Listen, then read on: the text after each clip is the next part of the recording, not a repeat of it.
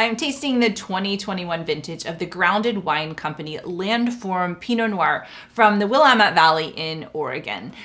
This wine was associated with the podcast episode called The Many Paths to Pinot, to destem or not. So if you love Pinot Noir already, or if you just want to learn more, this is definitely a great episode to listen to. We talk a lot about characteristics of the grape, about how versatile it is in terms of the forms it can take in the glass. It's one of the main 3 grape varieties in Champagne, so it can be made into sparkling wine. It could be rosé wine, and of course still red wine, but made in a variety of different ways. And in this particular episode, we're talking about what we call destemming. And what that means is when grapes are harvested, they come in on the cluster, and in many cases, the grapes are removed from the stems and then pressed and fermented in tank or barrel or whatever fermenting vessel is being used. But in some cases, winemakers will make a stylistic choice to leave either all of the grapes on the cluster, or in many cases, a partial destemmed and stemmed variety. And the reason for that is grapes that are fermented whole cluster tend to have a different characteristic in the glass. You can get sort of a very lifted floral note, in some cases a herbal note or a green woodsy note, depending on how much is left on the stems. This particular one is 25% whole cluster, so we'll see what we find in the glass together.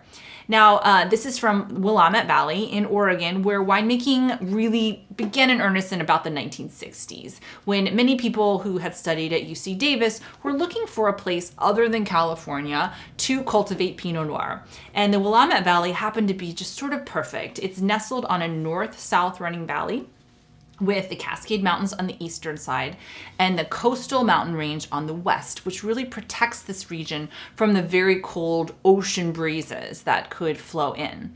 And there are 3 different subregions present in this glass. So there's Eola Amity Hills, Chehalem Mountain, and Yamhill Carlton, all present in the same bottle, but it is 100% Pinot Noir. And this is made by Josh Phelps. Josh is the son of a quite famous winemaker named Chris Phelps, who really influenced Josh's career path into wine.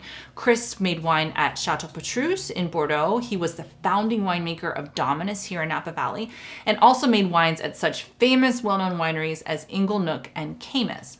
So Josh is following in the winemaking footsteps, but he really wanted to make wines to draw in his generation and showcasing a couple of regions. So he has wines from California, Oregon, and Washington all available. So let's taste this wine together.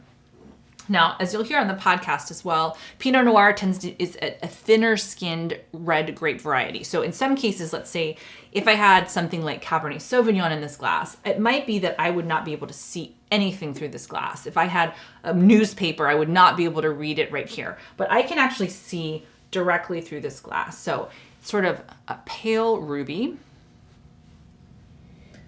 On the nose, there's a really lovely variety of mixed berries and herbs. There's a cola note to it, sort of raspberry, cranberry, cherry.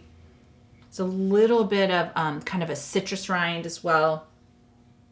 And then let's taste it together.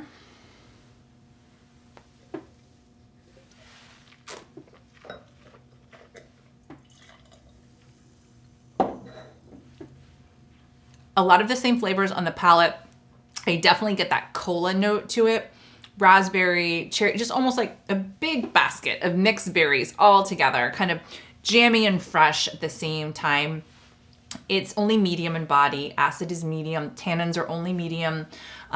It has a nice finish. It's sort of developing a bit of a more blue fruited note. Like I'm getting a bit of blueberry on the finish, but definitely Pinot can be very, very versatile at the table as well, from vegetables to poultry to sort of lamb.